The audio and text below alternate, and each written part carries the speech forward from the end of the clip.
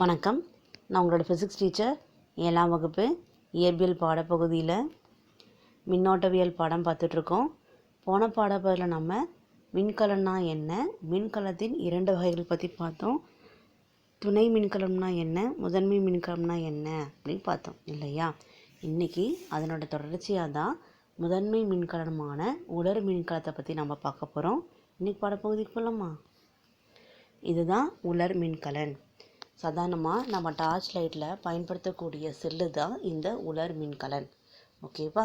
ஒரு உலர் மின்கலத்தினுடைய பகுதி எப்படி இருக்கும் அப்படின்னா உள்ளே இந்த மாதிரி தான் இருக்கும். சரிங்களா? முதன்மை மின்கலன், உலர் மின்கலன். உலர் மின்கலனானது பெரும்பாலான மின் சாதனங்களில் பொதுவாக பயன்படும் வேதி மின்கலன்களின் ஓர் சாதாரண வகையாகும் அப்படின்னு சொல்கிறோம். சரியா? அதாவது நம்ம சாதாரணமாக ஒரு மின் சாதனங்களை இயக்க பயன்படுத்தக்கூடிய செல்லு தான் அப்படின்னு நம்ம சொல்கிறோம். சரியா? இது சிறிய வடிவிலான எளிதில் எடுத்து செல்லக்கூடிய ஓர் மின் மூலமாகும். சரியா? இது எங்கே வேணால் நம்ம ஈஸியாக எடுத்துகிட்டு போய்க்கலாம்.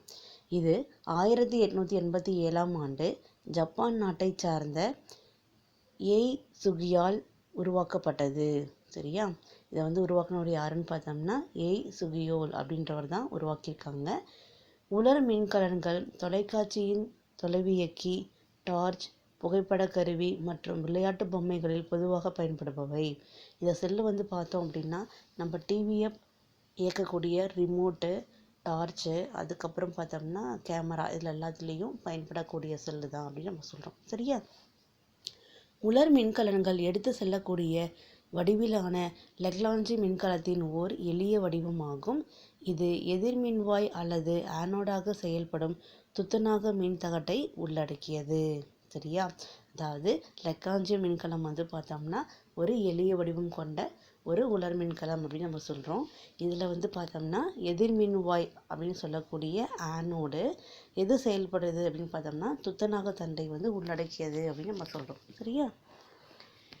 அமோனியம் குளோரைடு மின் பகுளியாக செயல்படுகிறது. அதுக்குள்ளே இருக்கக்கூடிய அமோனியம் குளோரைடு மின் பகுளியாக செயல்படுது அப்படின்னு நம்ம சொல்கிறோம். துத்தநாக குளோரைடை அதிக அளவு நீர் உறிஞ்சும் தன்மை கொண்டதால் பசையின் ஈரப்பதத்தை பராமரிக்க பயன்படுகிறது. இந்த துத்தநாக குளோரைடு பார்த்தோம் அப்படின்னா அதிகமாக தண்ணி உறிஞ்சக்கூடிய தன்மை இருக்கிறதுனால தான் ஈரப்பதத்தை அப்படியே மெயின்டைன் பண்ணுது அப்படின்னு நம்ம சொல்கிறோம். சரியா? கலனின் நடுவில் ஒரு வெண்கல மூடிக்கொண்டு மூடப்பட்டிருக்கும் கார்பன் தண்டானது வைக்கப்பட்டுள்ளது. சரியா? அப்போ நடுவில் பார்த்தோம்னா ஒரு கார்பன் தண்டை மூடி வச்சுருக்காங்க.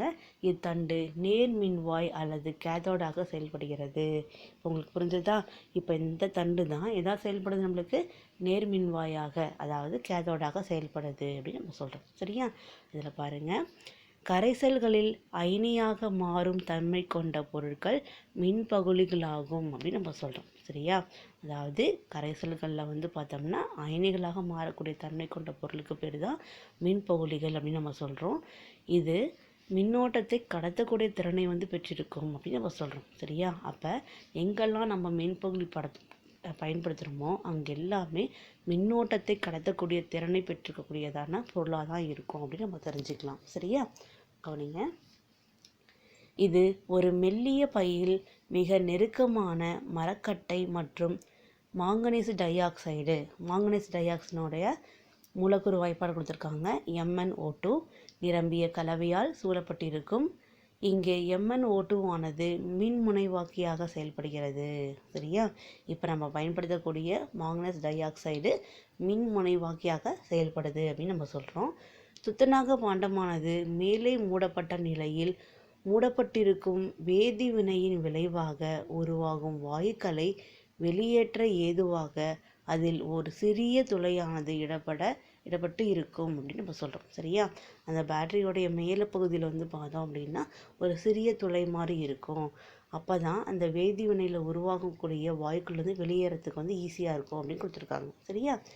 ரசாயன நடவடிக்கைகளால் வெளியேற இயலாத வாயுக்களை அனுமதிக்க ஒரு சிறிய துளை உள்ளது.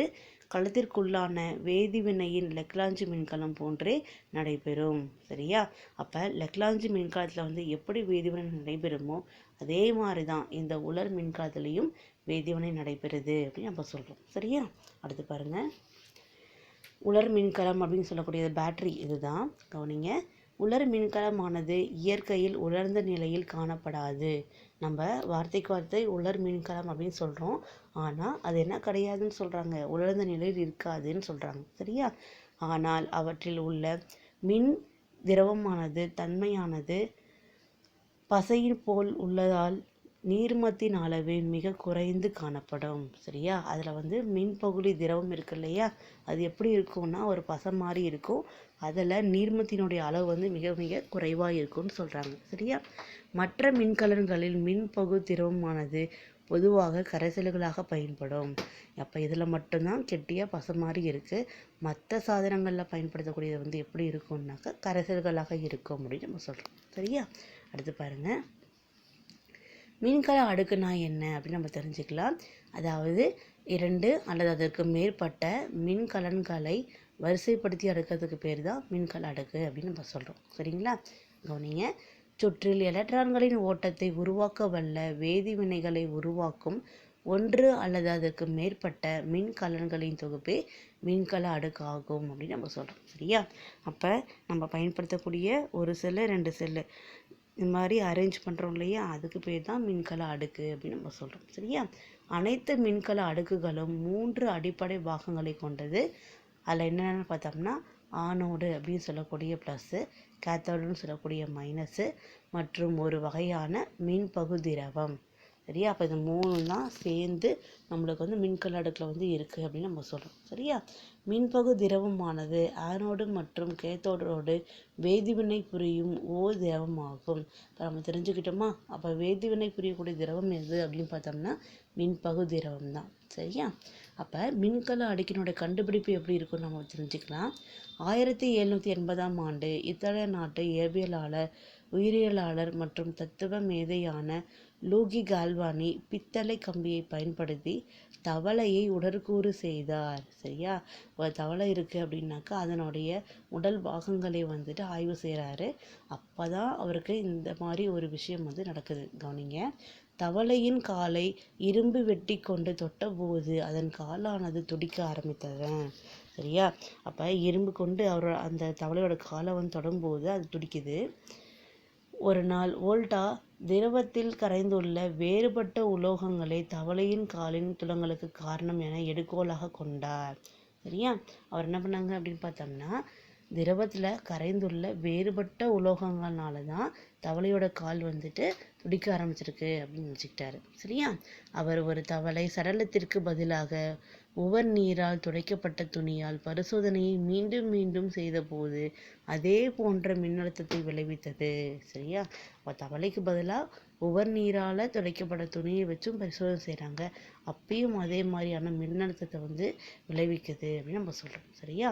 அப்போ வோல்டா 1791ஆம் ஆண்டு தனது கண்டுபிடிப்பை வெளியிட்டார். பின்னர் 1800ஆம் ஆண்டு முதல் மின்கலமான வோல்டிக் குவியலை உருவாக்கினார். சரியா? அப்போ 1791 கண்டுபிடிச்சாலையும் அவர் எப்போ வெளியிட்டார்னா 1800 தான் வெளியிட்டிருக்காரு அப்படின்னு நம்ம தெரிஞ்சுக்கிட்டோம் இல்லையா? கவனிங்க. இந்த படத்தில் பாருங்கள், லூயி கால்வானி கொடுத்துருக்காங்க. அடுத்து பாருங்கள், அலெக்சாண்டர் வோல்டா பற்றி கொடுத்துருக்காங்க. கவனிங்க. இந்த துடிப்பிற்கான ஆற்றலானது தவளையின் காலில் இருந்து உருவானது என கருதினார். ஆனால் அதற்கு பின் வந்த அவரது அறிவியலாளர்களான அலெக்சாண்டர் வோல்டா மாறுபட்டு நம்பினார். சரியா? அப்போ சாதாரணமாக லூயி கால்வானி செஞ்சதை அதுக்கப்புறம் வந்த அலெக்சாண்டர் வோல்டார் கொஞ்சம் மாற்றி சொல்கிறாரு. எப்படின்னு பாருங்கள்.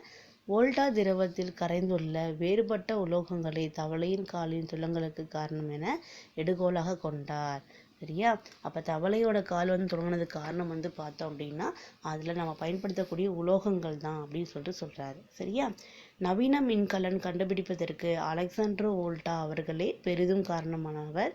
உண்மையில் இது தவளையின் உடலை உடற்கூறு செய்த ஆரம்பித்த போது ஏற்பட்ட ஓர் அதிசய நிகழ்வாகும். சரியா? அப்போ தவளையோடைய உடலில் ஆய்வு செய்யும் போது இந்த மாதிரியான ஒரு நிகழ்வு நடந்ததுலேருந்து தான் மின்கலம் உருவானது அப்படின்னு நம்ம சொல்லலாம். சரியா? அடுத்து பாருங்கள், மின்சாவினா என்ன? அதாவது நம்ம பயன்படுத்தக்கூடிய ஸ்விட்சு தான் மின்சாவின்னு நம்ம சொல்கிறோம். கவனிங்க. நம் நாடு மின் தட்டுப்பாட்டை எதிர்நோக்கி இருக்கிறது. எனவே மின்சார இழப்பு என்பது மற்றவர்களின் மின்சாரத்தை பயன்படுத்துவது போன்றது ஆகும். இதனால் நமது மின் கட்டணம் உயர ஆரம்பிக்கும். நம்ம தானே நமக்கு தேவையான போது மட்டும்தான் நம்ம மின்சாரத்தை பயன்படுத்தணும். அப்படி இல்லை அப்படின்னாக்க அதிகப்படியான மின்சாரத்தை பயன்படுத்தும் போது நம்மளுடைய மின் கட்டணமும் உயரும் இல்லையா? கவனிங்க. எனவே நாம் மின்சாரத்தை மிகவும் எச்சரிக்கையாக பயன்படுத்த வேண்டும். மேலும் தேவையின் போது மட்டும் மின்சாரத்தை பயன்படுத்த வேண்டும். நம்ம தேவைக்கு மட்டுமா பயன்படுத்துகிறோம்? நினச்சி பாருங்கள். இப்போ வீட்டில் இருக்கோம் அப்படின்னாக்க நம்ம டிவி பார்க்குறோம். டிவி பார்த்தோம் அப்படின்னா கட்டாயம் ஃபேன் ஓட வைக்கிறோம் இல்லையா? இதெல்லாம் பார்த்தோம் அப்படின்னா மின்சாரத்தை தேவையில்லாமல் பயன்படுத்துறது தான் இல்லையா? அப்போ நம்ம தேவையின் போது மட்டுமே மின்சாரத்தை பயன்படுத்துகிறோம் அப்படின்னு சொல்கிறோம். சரியா? கடந்த வகுப்பில் ஒரு சோதனை மூலம் ஒரு மின்சுற்றில் மின்னோட்டம் செலுத்தவும் மின்னோட்டத்தை பாய்வதை நிறுத்தவும் என்ன செய்வாய் என்பதை உன்னால் காண முடிகிறதா? நம்ம 6th படிக்கும் போதே படிச்சிருக்கோம். ஒரு சுற்றில் மின்னோட்டத்தை அனுமதிக்கக்கூடியதும் அதை தடுத்து நிறுத்தக்கூடிய ஒரு கருவி இருக்கு. அதுதான் என்னன்னு படித்தோம்? நம்ம தொடுசாவி அப்படின்னு படித்தோம் இல்லையா? இவ்வகுப்பில் நாம் ஒரு மின்சுற்றில் மின்னோட்டத்தை பாய செய்யவும் நிறுத்தவும் மின்சாவியை பயன்படுத்தலாம். வீட்டு மின்சாதனங்களை இயக்க செய்யவும் நிறுத்தவும் பல்வேறு வகையான மின்சாவிகளை பயன்படுத்தி இருப்பீர்கள். மின்சாதனங்களை எளிதாகவும் பாதுகாப்பாகவும் இயக்க செய்யவும் நிறுத்தவும் மின்சாவிகளானது உதவுகிறது. அப்போ சாதாரணமாக நம்ம சுவிட்சு பார்த்தோம் அப்படின்னா எதுக்கு யூஸ் பண்ணுறோம் அப்படின்னாக்க வரக்கூடிய கரண்ட்டை அனுமதிக்கிறதுக்காகவும் தேவையில்லாத போது அதை நிறுத்தி வைக்கிறதுக்காகவும் நம்மளுக்கு பயன்படுது அப்படின்னு நம்ம சொல்கிறோம். சரியா? இப்போ கொடுத்துருக்காங்க பாருங்கள். இதுதான் தட்டு சாவி. ஃபஸ்ட்டு கொடுத்துருது தட்டு சாவி, ரெண்டாவது மாற்றுச்சாவி, மூணாவது பாருங்கள் ஒளிரும் சாவி. சரியா? அது நம்ம லைட் போட்டோம் அப்படின்னாவே அது என்ன ஆரம்பிக்கும்? ஒளிர ஆரம்பிக்கும் சுவிட்ச் போட்ட உடனே. சரியா? அடுத்து பாருங்கள் ப்ளக் சாவி, அடுத்தது ராக்கர் சாவி, அடுத்தது தள்ளு சாவி. இந்த சாவிங்கள் எல்லாத்தையுமே நீங்கள் பார்த்தோம் அப்படின்னா நம்மளோட லேபில் இருக்குது. நம்ம ப்ராக்டிக்கல் செய்யும் போது இதில் இருக்கக்கூடியதை எல்லாத்தையுமே நம்ம பயன்படுத்துவோம். சரிங்களா? சரி, இதெல்லாமே பார்த்தோம் அப்படின்னா சாவிகள் தானா? இதெல்லாம் நம்ம பயன்படுத்திட்டு இருக்கோமா அப்படின்னாக்க கட்டாயம் பயன்படுத்தி தான் இருக்கும். இதில் இந்த ராக்கர் சாவி, தள்ளு சாவி எல்லாமே நம்ம சின்ன சின்ன அந்த ப்ராஜெக்ட் ஒர்க்லாம் செய்யும்போது பயன்படுத்தக்கூடிய ஸ்விட்சாக நம்ம யூஸ் பண்ணுறோம். சரியா? நீங்கள் பார்த்துருப்பீங்கன்னு நினைக்கிறேன் இல்லையா? சரி, இந்த பாடப்பகுதியில் நாம் மின்கலம்னா என்னன்னு தெரிஞ்சுக்கிட்டோம். மின் சாவியினுடைய பயன்பாடுகளை பற்றி தெரிஞ்சுக்கிட்டோம் இல்லையா? அடுத்த பாடப்பகுதியில் சந்திக்கலாம். நன்றி.